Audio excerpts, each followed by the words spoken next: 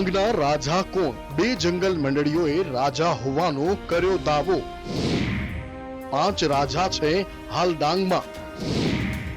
છઠ્ઠા રાજા તરીકે દરજ્જાની કરી માંગ.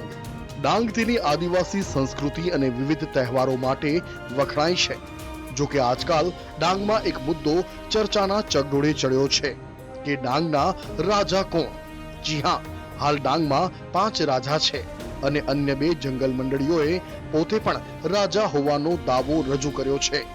ઈશખંડી જાગીરી વિકાસ મંડળી અને દોન જાગીરી મોગલશાહી મંડળીએ જંગલ સંપત્તિના પોતે પણ માલિક હોવાનો દાવો કર્યો છે.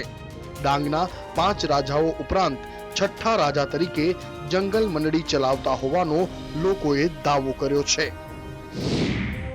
બતાવ્યા મોગલ સમયના તામ્રપત્ર. રાજ્યપાલને કરી રજૂઆત. મંડળીના સંચાલકોએ મોગલ સમયના તામ્રપત્ર અને મોહર સાથે રાજ્યપાલને રજૂઆત કરી છે. આ ઉપરાંત મંડળીઓએ 311 ગામના આગેવાનોની મીટિંગ કરી પોતાના હક માટે લડવાની તૈયારી કરી છે. હું એક મારા મોગલ સાહેબ સરકાર રાજા છે.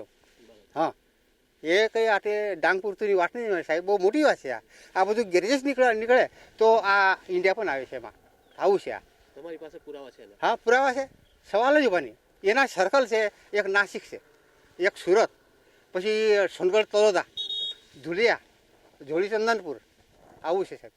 ને લગભગ પૂર્વથી પશ્ચિમ 400 કિલોમીટર અને ઉત્તરથી દક્ષિણ 400 કિલોમીટર એવો એને ગેરેજ લખેલો છે. ડાંગના રાજા અંગે જો ઇતિહાસના પાના પર નજર કરીએ તો અંગ્રેજો સામે આઝાદીની લડત લડનાર 5 રાજવીઓ હતા અને આજે પણ રાજવીઓના વંશજો રાજા તરીકે માનવામાં આવે છે. મંડળીઓએ છઠ્ઠા રાજા તરીકે પોતાની માંગ મૂકવાની સાથે 1954ના મુંબઈ કોર્ટના સરકારી પરિપત્ર પણ રજૂ કર્યા છે.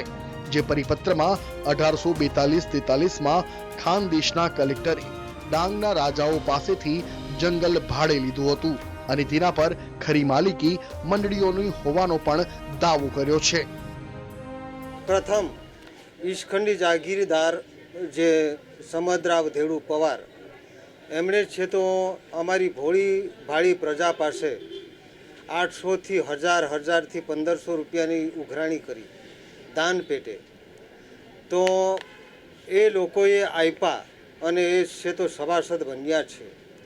આજે એ લોકોને જંગલ આપીએ, જમીન આપીએ એવું ખોટું પ્રલોભન આપી અને લોકોને એકઠા કરી અને નક્સલી પ્રવૃત્તિની તાલીમ આપે છે. TV9 ગુજરાતીની YouTube ચેનલને સબસ્ક્રાઇબ કરો અને બેલ બટન જરૂરથી દબાવો જેથી દરેક વિડીયોના નોટિફિકેશન તમને મળતા રહે. ડાંગના છઠ્ઠા રાજા તરીકે દાવો કરનાર લોકો નક્સલવાદી પ્રવૃત્તિ કરતા હોવાનો રાજાએ આક્ષેપ કર્યો છે અને કરોડો અબજોના જંગલો પચાવી પાડવાનું ષડયંત્ર હોવાની શંકા વ્યક્ત કરવામાં આવી છે.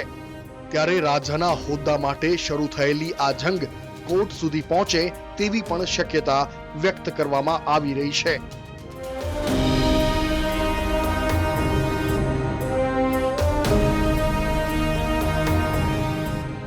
રોનક જાની, TV9 ડાંગ. TV9 ગુજરાતીની YouTube ચેનલને સબસ્ક્રાઇબ કરો અને બેલ બટન જરૂરથી દબાવો જેથી દરેક વિડીયોના નોટિફિકેશન તમને મળતા રહે.